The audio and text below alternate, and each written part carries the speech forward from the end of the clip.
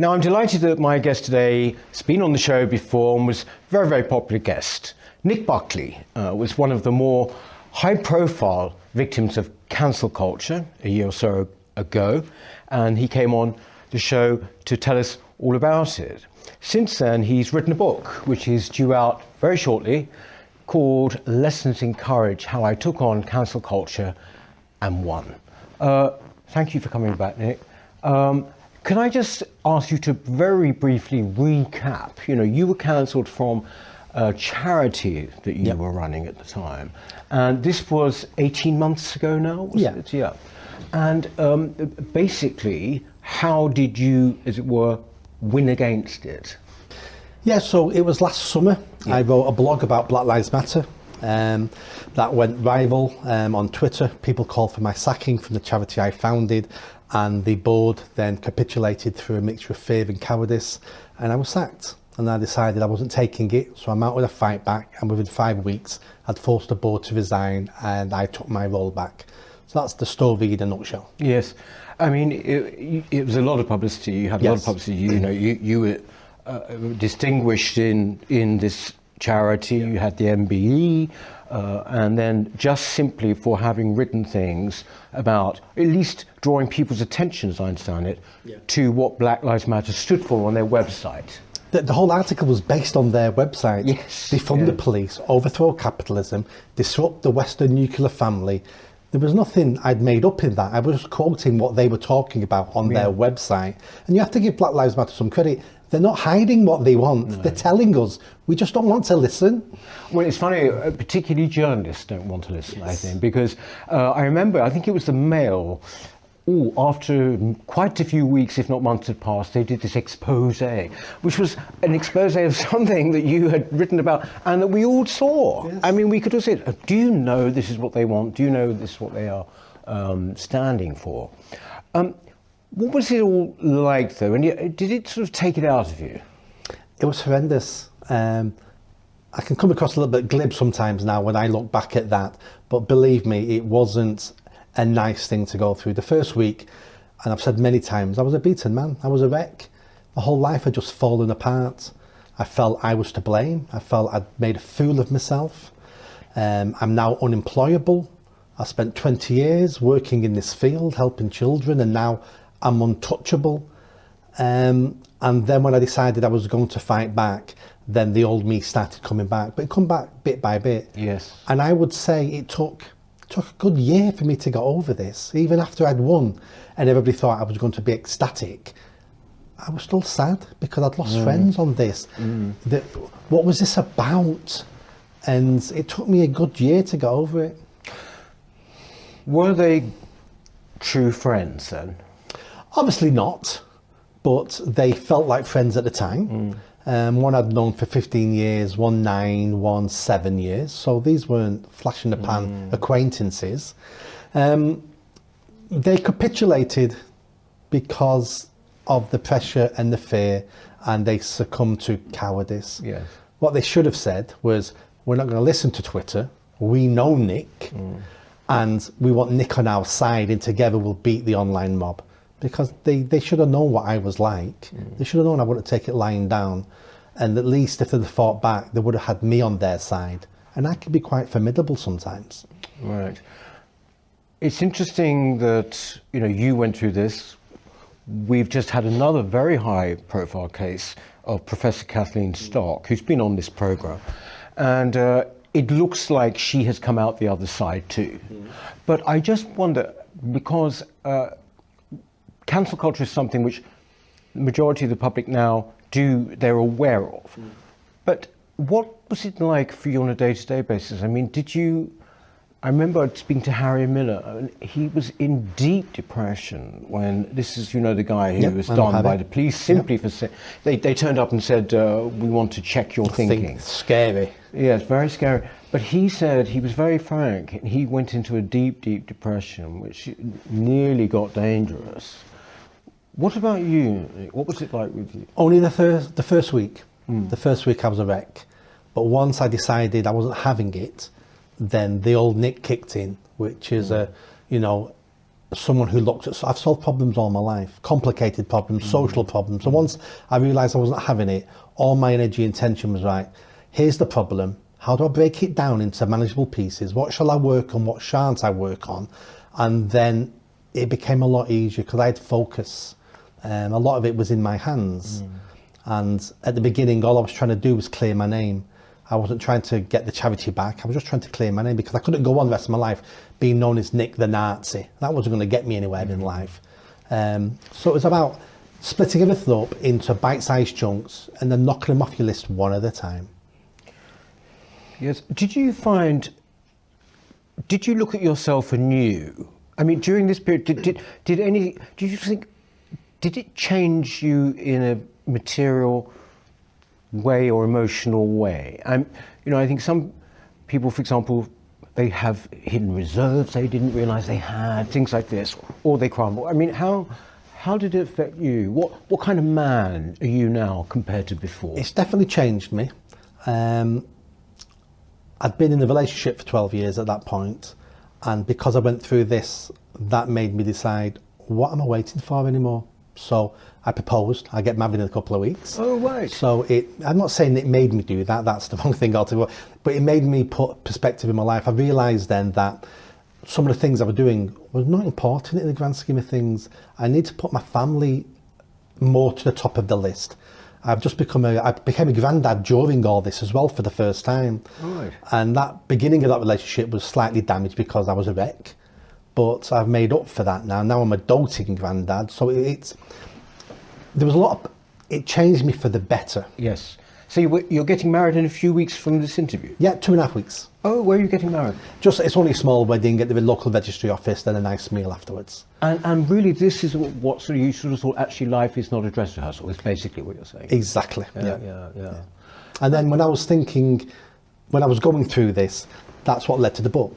Right. Because people have said to me, not what's special about you, but what was special in you, or what luck did you have to achieve what you achieved, and why didn't you crumble completely? And when I started writing the book, it was really about the life experiences I've had that gave me a skill that then was used during this time.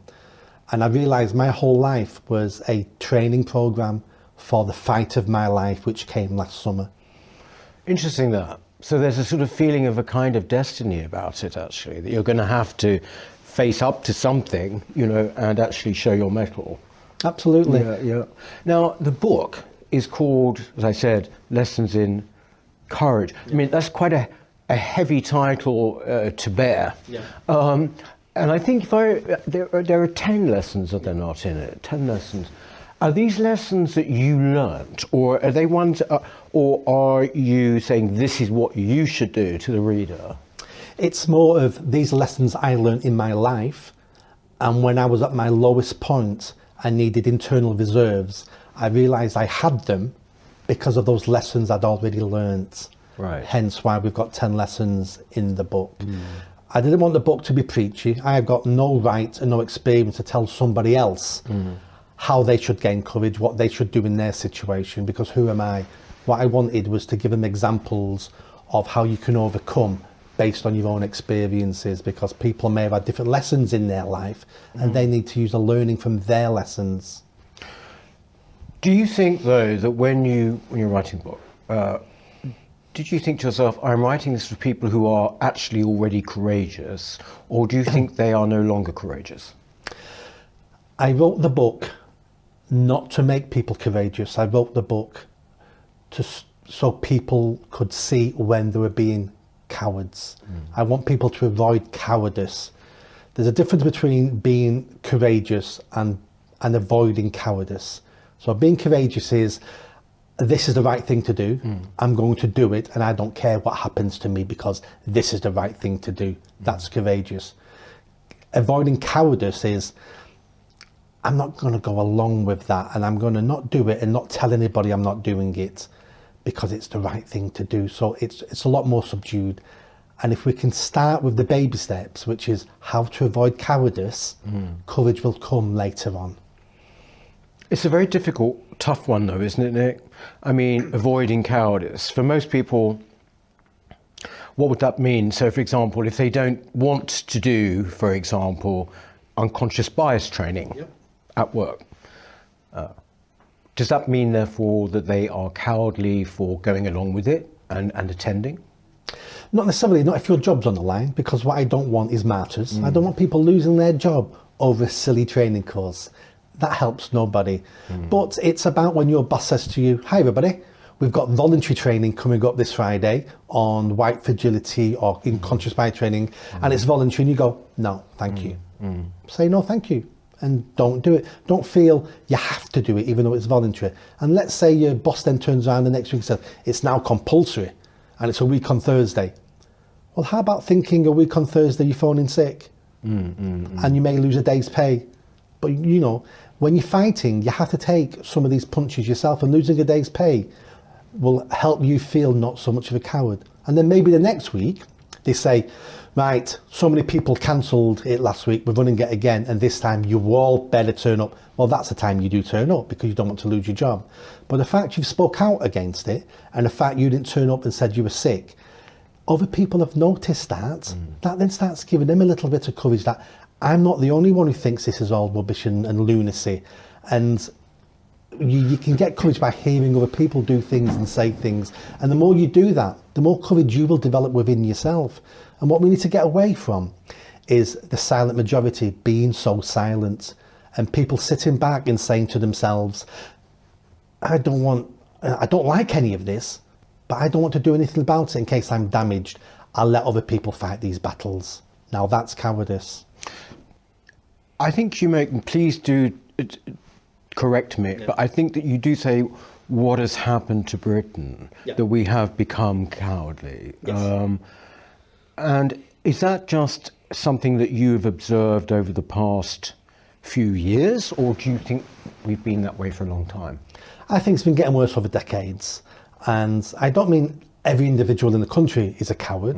I'm talking about our organisations, I'm talking about our politicians, I'm talking about our governments.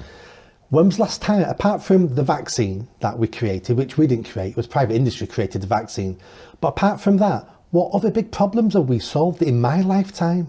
I can't think of any. We have open borders, we can't stop boats coming across the English Channel.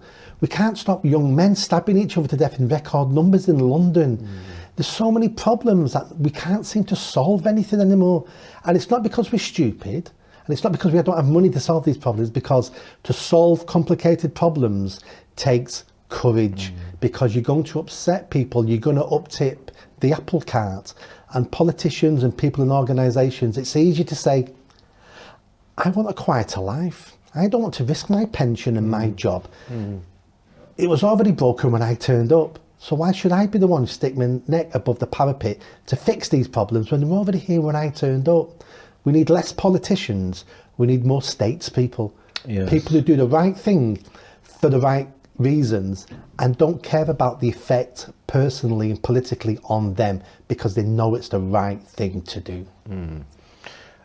Does that mean that you have become, in this context, far more, should we say, committed politically, as a result? You're talking very politically now about this. So that's changed in you, hasn't it? Oh, absolutely. When I got my job back 18 months ago, I could have said, that was lucky. Pull the ladder up, keep your mouth shut now, Mr. Buckley. Don't say anything else. You've got a nice job, you've got a nice life. And I thought about that, but something inside kept saying to me, this fight's not over for you, Nick. Don't be a coward. There'll be other people out there just like you who don't get your luck. I got a lot of luck when I won this battle. It wasn't all down to me. Other people will deserve that luck and deserve to win and beat cancel culture. And if I just disappear now off the face of the earth and live my life, then I've done a disservice to these people, and I'm part of the problem then. So I'd like to get to a stage where the woke and the people engaged in cancel culture say to themselves, we're sorry the day we messed with Nick Buckley. Look at the problems he's causing us now. That's what I would class as a victory now. Isn't the classic one, we've heard this quite a few times, but it's worth saying again, that the absolute worst mistake you can make is to apologise, isn't it? It's one of the rules in my book. Is it? Yep, it's at the end of the book. There's a chapter, I think it's chapter 9, where somebody tweeted me when I was writing the book, and I was putting it on Twitter what I was doing, and this lady said, "In your book, can you give us not just lessons of what you learned? Can you give us some advice about how we can be better and we can fight back?" So the last chapter is that I did 12 tips basically, and one of them is don't apologise if you don't mean it, because there's not been an apology yet to the woke that they've accepted. All they do is they double down, they smell blood, and they go after you even harder, because we've already pushed you back half a step. So you've already proved to us you'll go backwards if we push. Wonder how far back you will go if we keep pushing. And that's what they do. You need to go, there's the line, and say, I'm not moving.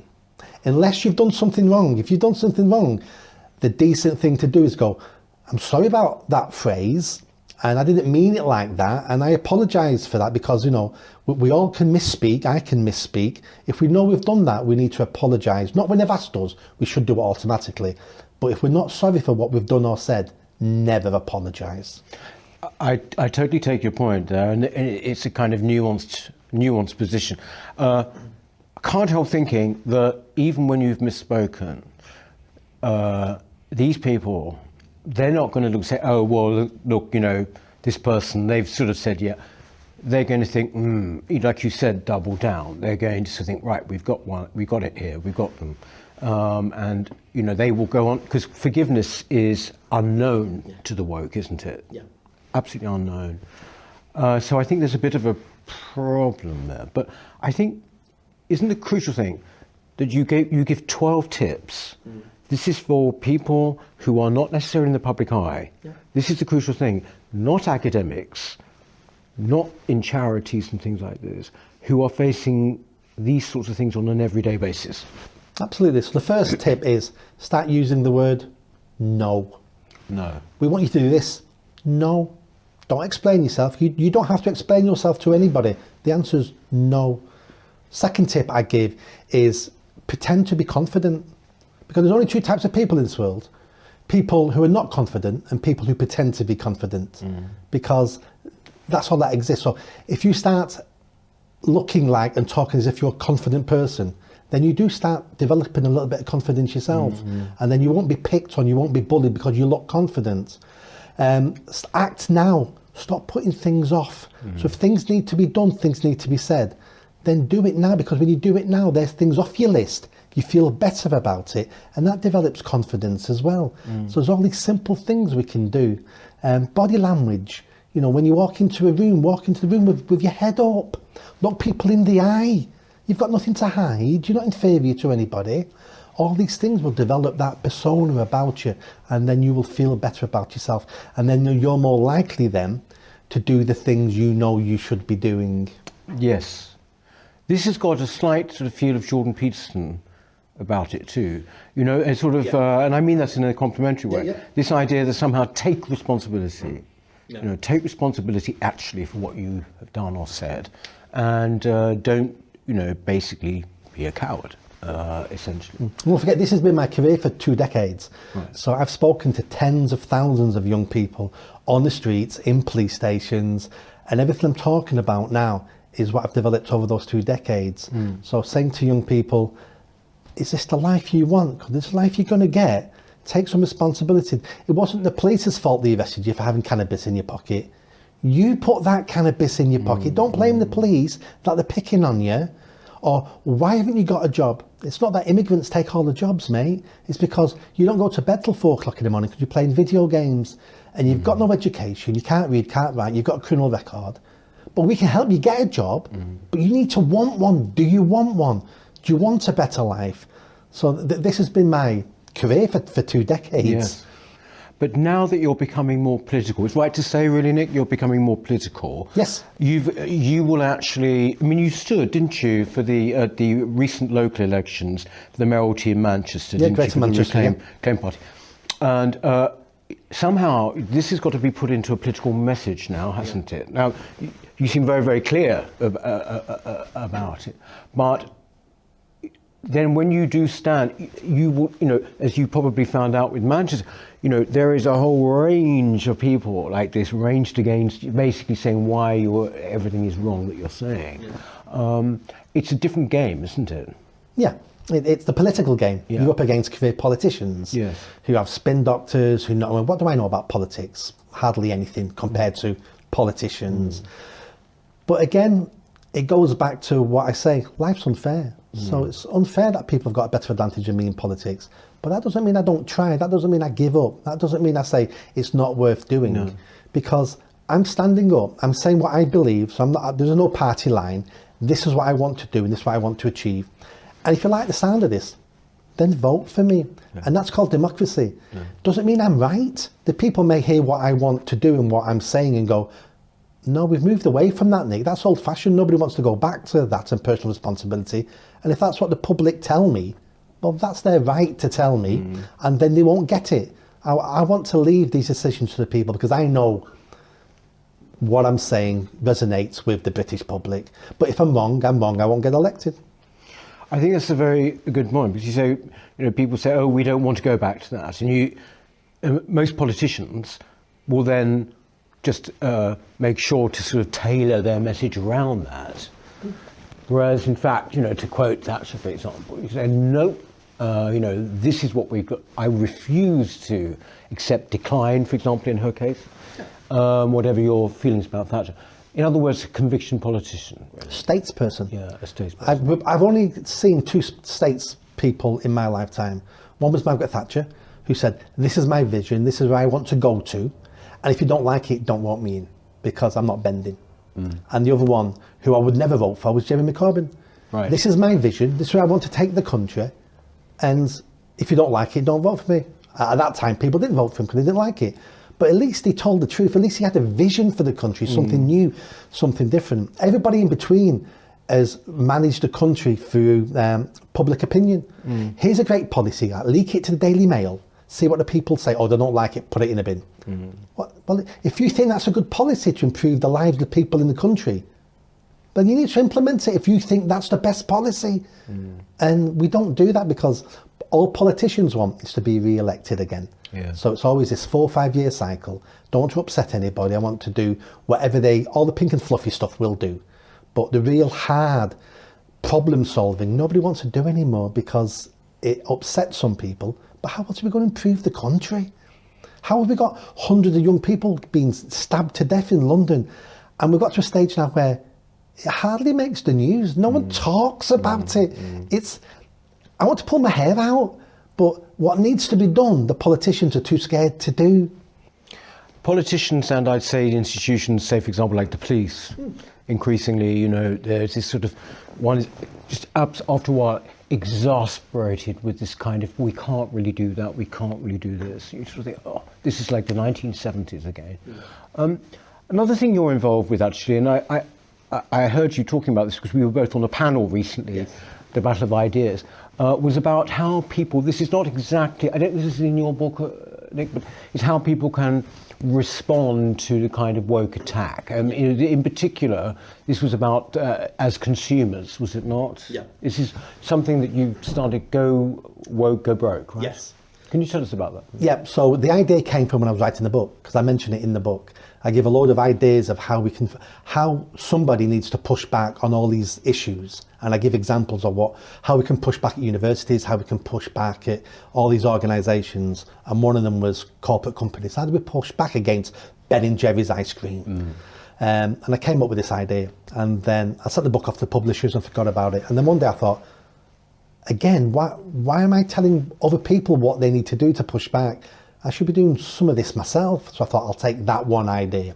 So Go Woke, Go Broke is about highlighting woke corporate companies and institutions and charities and putting information out into the public sphere saying, do you know that the British Legion last year have hired a diversity manager on £55,000 a year, and it's funded through your donations when you buy poppies. So is that what you want your donations to go to? Because if it's not, then support a different armed forces charity.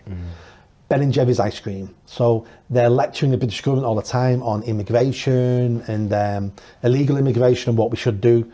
Well, do you know that Ben and Jerry's have been fined millions of pounds for having poisons in their ice cream? And their parent company, Unilever, I think have been fined for environmental damage. And we're going to take moral advice from these companies, because believe me, they really don't care about the issues. They only care about the money in your pocket. So if we start looking for alternatives and we start saying we're going to buy this ice cream instead, Ben and Jerry's will get that message when they see their profits start falling, and they will change their ways. Now, what I don't want are these companies to start espousing my views. I want them to keep their mouths shut when it comes to political issues. Sell the best ice cream you can at the best price, give us great customer service, reduce the price if you can. But I don't want to know about your green agenda and what you think about the LBGT rainbow crossings in London. I don't care about any of that. Sell the product and be quiet about everything else. I think, I've spoken about this myself, and the power of boycott. I mean, I do think this is enormous.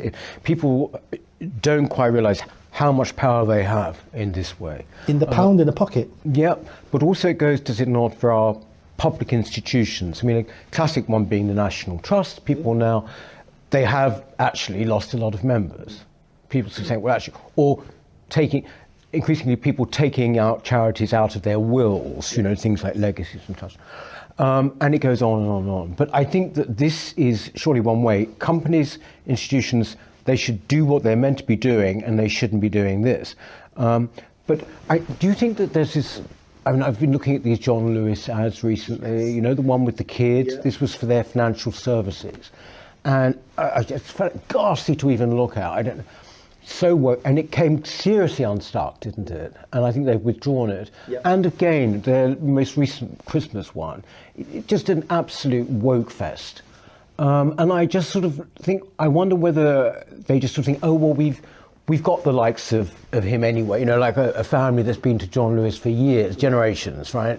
So we don't need to worry, but we want to bring new people. Is that what it's about? Is it a commercial consideration? Are they looking and thinking, but we need new markets. We need to expand on new markets. Is that what it is? I think it's partly that, but I also think you can imagine the boardrooms when they're making these decisions for these expensive advertisements. Right, what's this about? Right, it's going to be this kid who's dressed up as a girl being really obnoxious. Who's that going to appeal to? Oh, it's going to appeal to young people. They're going to think we're hip. Young people don't use John Lewis's. We'll get them in. Yeah. It'll get the trendy middle class families coming in. And I'm sure there's that. But then I can also see the future for this, where 5 years from now, when we've all stopped using John Lewis because of it, there's a board meeting at John Lewis about the Christmas advertisement then, and they say, right, we're thinking of doing these things. Oh, right. Is anyone who complain about that? Well, it's partly this, it's partly that. We've been here before. And when we did this last time, it cost us £500 million. We need to go back to Santa, a fat man in a red suit, ringing some bells and smiling kids. And once we start hitting their bottom line, doesn't matter if they believe in it or not, these are business people. Their pensions are index linked to their profits, their bonuses. The shareholders are not happy when the money goes down. It's all about the bottom line. It really is the bottom line. Yeah. And of course Gillette came seriously unstuck, didn't it? Yeah. I mean, that was over, I think their share price went right the way down, and they lost a lot of money over the shavers. How can you sell shavers to men and say to them, stop being rapists, stop being evil, stop being toxic, but buy our shavers? It's like, whoever thought that was going to work?